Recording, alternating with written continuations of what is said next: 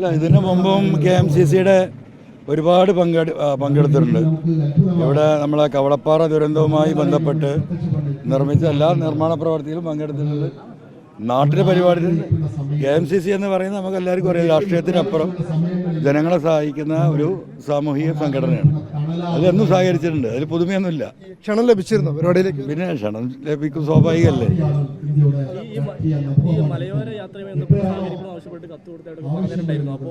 ഞാനും കേട്ടോ, നിങ്ങൾ കത്ത് കൊടുത്തത് നിങ്ങൾ പറഞ്ഞുകൊണ്ട്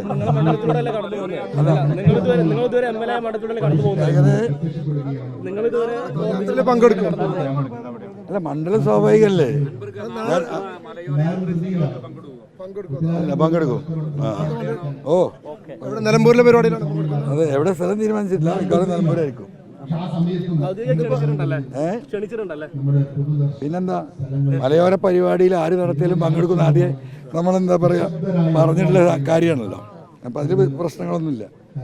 നിങ്ങളായിട്ട് പ്രശ്നം ഉണ്ടാക്കാൻ ഞാൻ മതി. അല്ല, ഈ കോൺഗ്രസ് നേതാക്കളൊക്കെ സംസാരിച്ചതിന്റെ അടിസ്ഥാനത്തിലാണ് അത്ര പങ്കെടുക്കാനൊരു തീരുമാനത്തിലേക്ക് എത്തിയത്.